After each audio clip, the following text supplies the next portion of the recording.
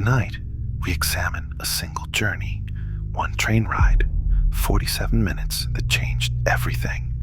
Singapore's MRT system is one of the most modern in the world.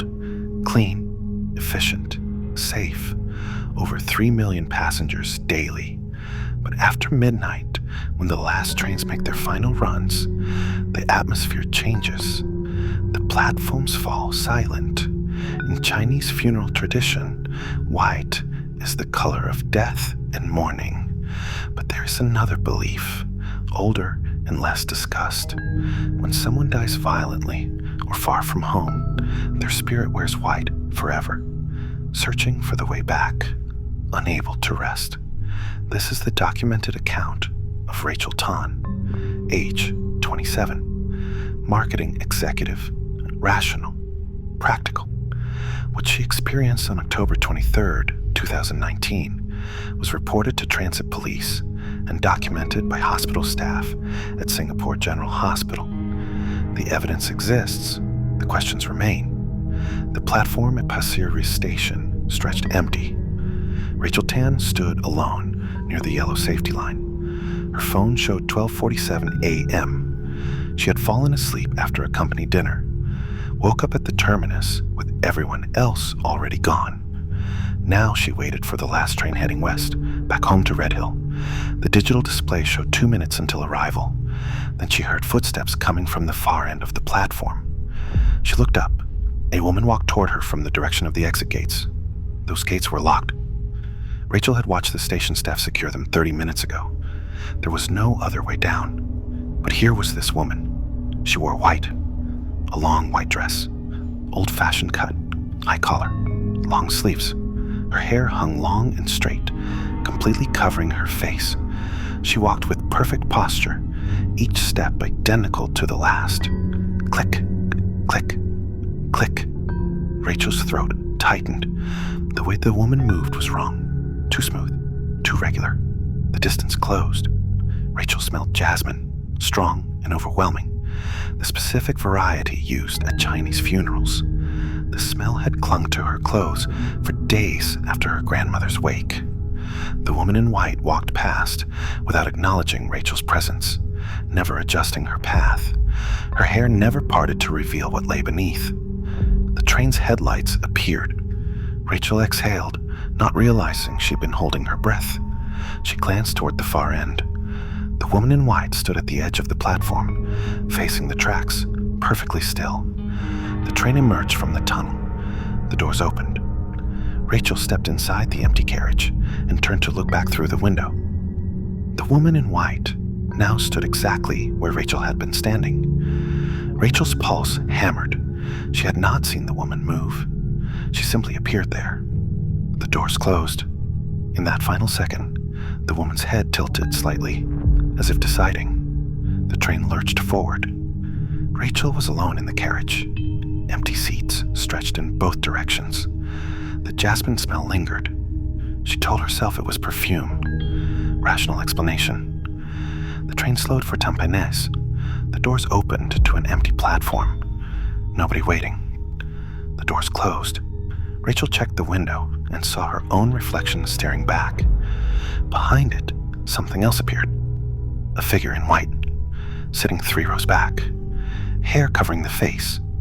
Hands folded. Perfectly still. Rachel spun around. The carriage was empty. She could see all the way to the far door. Nothing. She turned back to the window. The reflection showed the figure clearly, still sitting. Rachel moved to the next carriage. The woman followed in the reflection, still never in reality, getting closer. The train pulled into Simei. Rachel stood by the doors, ready to get off. The doors opened. She stepped forward. Her foot stopped. A pale hand gripped her ankle, fingers white as bone. The touch was ice cold. Rachel screamed and yanked her leg back. The doors closed. She looked down. No hand, nothing there. But 5 red marks appeared on her ankle, already darkening to purple. The jasmine smell intensified, suffocating. She looked at the window. The woman in white sat directly across from her now, close enough to see details. The woman's head moved slowly, turning toward Rachel's reflection. The black hair parted slightly. Underneath was nothing. Empty space where a face should be. Darkness that absorbed light rather than reflected it.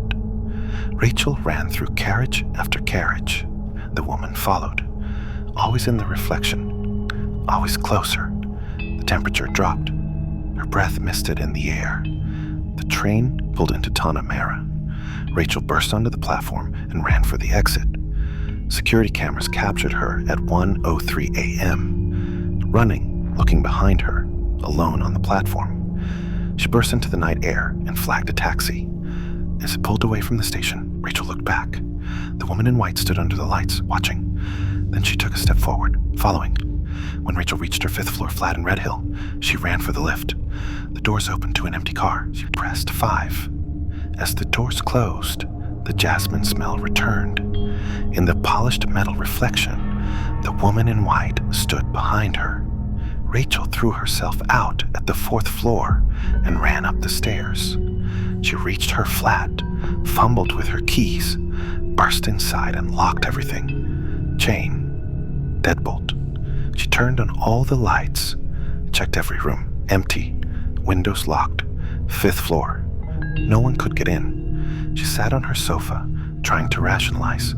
Tricks of light, exhaustion. The bruises on her ankle were real, but those could happen anywhere. The jasmine smell filled her apartment. Rachel turned. The woman in white stood in her kitchen, facing her, hands at her sides. Rachel ran to her neighbor's door, pounding until Mrs. Lim answered. The ambulance arrived 40 minutes later. They took her to Singapore General Hospital. Doctors examined the finger-shaped bruises on her ankle. Clear, unexplained. Rachel told them everything. All tests came back normal. No drugs, no mental health indicators. Police pulled security footage from Pasir Ris station. The cameras showed Rachel standing alone on the platform, looking around, tracking something, but nothing else appeared. Train footage showed Rachel boarding, moving between carriages, running, always alone. But the footage revealed something unexplained. At 12:51 a.m., the temperature in carriage C04 dropped 11 degrees in 40 seconds. Rachel's breath misted for no apparent reason. The climate control showed no malfunction. In a Tanamera station, the cameras caught something. For 3 frames, less than 1/10 of a second, a white shape behind Rachel, blurred, indistinct, there and then gone. Transit authorities investigated the history of the East-West line. They found something. October 23rd, 1989, exactly 30 years before Rachel's experience. A woman jumped in front of a train at Pasir Ris station, 12:47 a.m. The last train heading west. She wore a white dress, traditional funeral attire. She had just lost her husband and chose the anniversary of his death to join him. Her body was recovered, proper rites conducted, but locals say her spirit never left because she died in transit, between stations, between worlds, neither here nor there. After Rachel's incident, more reports came in. A maintenance worker saw a woman in white at 2:30 a.m. A student reported the same figure in the reflection, always the same description, always after midnight, always the last train. Rachel spent 2 days in the hospital and 3 weeks at her parents' home. When she returned to her flat, she had it blessed by a Taoist priest. The jasmine smell never came back. The woman never appeared again, but sometimes late at night, she smells jasmine faint and distant, like someone wearing funeral flowers is standing just outside her door. She never opens it to check. The case remains open, unexplained, documented but unresolved. The bruises were real. The temperature drop was real. The security footage anomaly was real. But the woman in white appeared only in reflections. Only to certain people. Only on certain nights. Locals say if you ride the last train from Pasir Ris, do not look at the reflections in the windows. Do not smell for jasmine. do not acknowledge anything unusual, because some passengers are looking for company, looking for someone to follow home, looking for release from their eternal journey. And once they choose you, they never forget. Rachel Tan still lives in Singapore. She agreed to share her story on condition of anonymity. The incident is real. The documentation exists. The questions remain. What do you think happened? Let us know in the comments below. Until next time, stay safe on the last train.